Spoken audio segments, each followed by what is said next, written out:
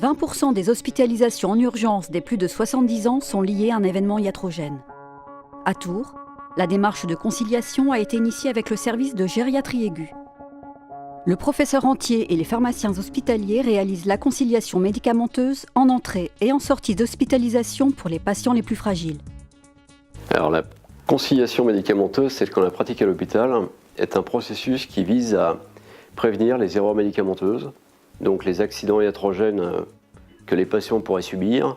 Et ce processus est un dispositif qui va mettre en relation directe les professionnels médicaux de la ville et de l'hôpital pour précisément garantir que la prise en charge médicamenteuse des patients soit sécurisée à chaque point de transition du malade.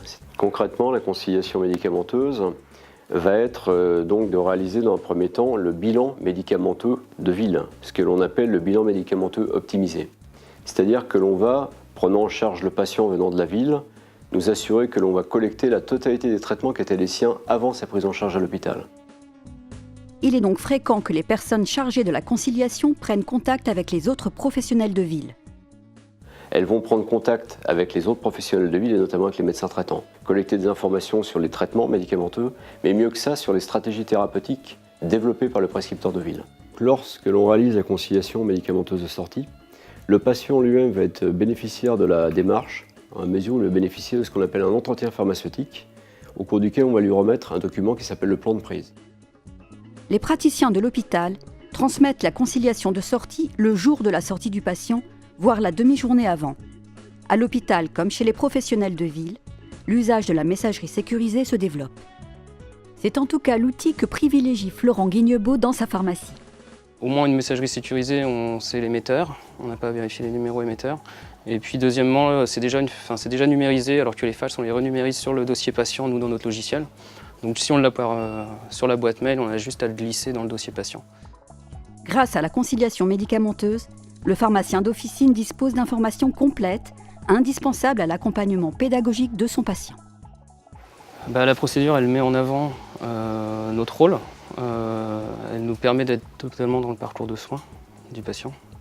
Ce qui n'est pas toujours le cas. Au moins, on s'inscrit derrière un prescripteur, on peut renouveler les conseils à prodiguer, on sait pourquoi s'il y a eu un changement de traitement, on sait aussi que notre patient a été hospitalisé s'il y a une conciliation d'entrée.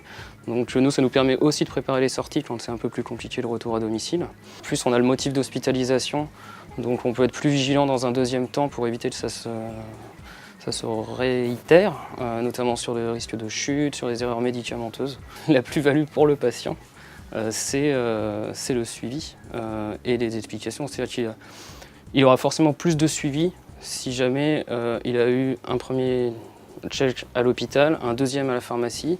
Donc on va pouvoir lui expliquer, on sait qu'il y a eu un changement, donc on peut lui expliquer le pourquoi du changement. On sait qu'il n'y a pas eu une erreur de prescription. Le retour d'expérience positif, c'est souvent finalement vis-à-vis des tiers. Quand on a un patient qui est voire âgé, qui n'est plus forcément dans la capacité de comprendre là son parcours de soins.